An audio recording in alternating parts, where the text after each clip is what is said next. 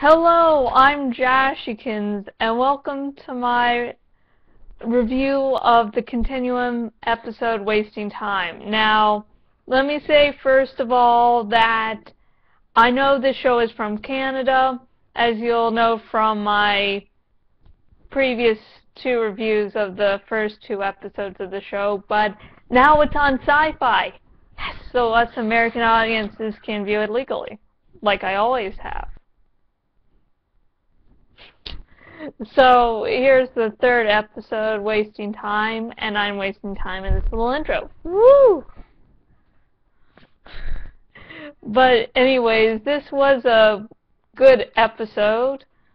But one of the problems, and mind you, this is only going to be for us viewers of the show on the Sci-Fi Channel in the US, and maybe in other countries, but not Canada. Because what's happening is that they're just importing the show and they're putting commercials where commercials weren't originally. And I haven't really noticed this being so blatant in other shows, though some people have now come to me when I was tweeting this while watching that, hey, this does happen. But it was like a bunch of times where I'm like, there's where a commercial should be. I'm like, we should get a little drinking game where we take a shot every time we can spot where a commercial break was supposed to be. Of course, no, halfway through the episode we'd be passed out, but anyways, that's a game. But the episode itself, was it good? It was good. They have one of the members of the Liberate team called Kellogg, and you could tell by previous episodes that he actually enjoys being in the past. He loves this time period because of all the freedoms he gets. He points, from his dialogue this episode, we can see some of the differences between the past and the future. And also a comment by Kiara remarking, just making a little joke, and he's like, that's scary if that would happen. And the funny thing is that thing that was going to happen, that she was joking about, is going to happen. And so this episode basically dealt with one of the Liberate members was injured. I think it was the leader of the group. And so to get a cure, to make him get better, they had to target specific people and get the pituitary gland, which involved killing the person. So that's where the whole mystery of this episode started. And you can definitely tell Alec and Kiara are making a very nice team. And it was great that, Alec figured that people were probably looking at Kiara like she's crazy because Alec and Kiara have never actually met in person. They just communicate by something in her brain, basically. So she's talking to there, and people think she's crazy. So he got the idea of getting her the Bluetooth, just to make it look like she isn't fucking insane. But I think it was a little cheesy, but I liked the scene anyway, where she was getting out of the package and she's like, why do you have such big packaging for such a tiny object? And that's very fucking true, because let's face it, we've all gotten something out of the box and just thought, what the fuck is this for? For me, I usually take out DVDs and CDs, and it's like you have to unwrap it first, and then there's something above it where you have to take it off. And not to bring my dad back into my videos, but he was trying to get a CD, and he kept on trying to open it without looking. Hey, there's something blocking it. So I liked Kiara's little comment on how fucking stupid packaging is. I personally like that bit. And Kellogg decided, I think, to double cross Kiara.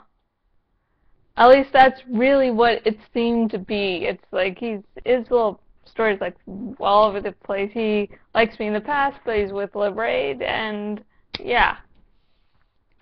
So he basically makes it so that Kiara and Carlos are split up, and he ends up attacking, but he ends up failing, getting a tracker placed in the back of his neck, and Kiara finds, long story short, Kiara finds him, and after, getting him out of the house, it explodes. Yeah, and during the whole process of rescuing Carlos, her suit was damaged. And all the cool superpowers she has is greatly tied to the suit she's wearing. It's just not a normal, looks cool outfit. It's actually cool and functional. And luckily, Carlos is backing Kiara up, because Kiara was about to tell the guy what had happened, and Carlos covers her ass, and he's like, so you're going to tell me what happened, what really happened there, right? And she's like, maybe. Which is basically, let's all face it, it's a no. But it's, when you have sort of fish out of water story, especially aliens coming to Earth, or people going to the past, or people from the past going to the future, those sort of things, you always have this annoying thing of really smart people and beings making stupid fucking mistakes, like, it was the Animorphs TV show. Mind you, I read all the books, I grew tired of the TV show and stopped watching. I don't know how many episodes in. But anyways, there's this one point where Axe, long story short, the alien, is, going into a taxi and expects the door to just open, and, he has to be told how to open the car door. And it was just like, you're from fucking intelligent race, travel the stars, knows a lot of shit, and you can't open a fucking car door. Those things are really annoying in these sort of situations, but Kiara, keeps on making some mistakes, but they're not fucking annoying. They're sort of understandable, and there's not a lot of them, so it's like, okay, she's smart, she makes some mistakes. Like, I guess the computers in the future are voice activated, and at first you couldn't get the hang of the computer because that was confusing to her. But it seems like as time went on, she was quickly able to do that. And of course, she didn't realize that talking to the air, which was normal in her time, doesn't make sense in this time, so you have to get the Bluetooth. So there are little things happening that are just different. That she hasn't gotten used to, but she doesn't seem to make a lot of them. And all those things get quickly resolved, which I'm really glad about. Yeah. And at the end of the episode, she steals a piece of evidence, the time-traveling device. She steals one of the pieces, the only piece that is in evidence. And that's what the episode ends on. And of course, I got to see most of the promo, but to help my dad not freak out every Monday, because the following comes on right after Continuum, and he gets fucking annoyed at that every time that happens, I didn't do my usual thing of going over the show limit, so yeah. But I got to see most of the promo for next week. And I don't know, it's first seen from the promo, the guy we saw in the beginning of the pilot episode, we'll get to meet again. So yeah, Continuum, wasting time is definitely not a waste of time. Haha, you get the bun? Was a good episode, and I like how it's going on that Kiara's suit isn't invincible, that it can be damaged. And when her suit was damaged, she actually needed Alec to track, the Kellogg. So yeah, it's very enjoyable.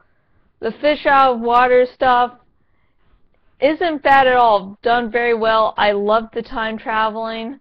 I love me some time travel. So yeah, I loved it. Of course, I must say this again. I am so fucking happy Sci-Fi Channel picked this series up. But they keep on saying it's an original series. No, it's not. You fucking imported this from Canada to this channel here in the US. Canada, I think I might have mispronounced that well. So yeah.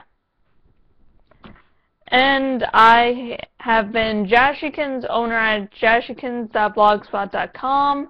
If you want to contact me for whatever reason, say to talk about Continuum, and maybe how glad you are that it's in the US finally.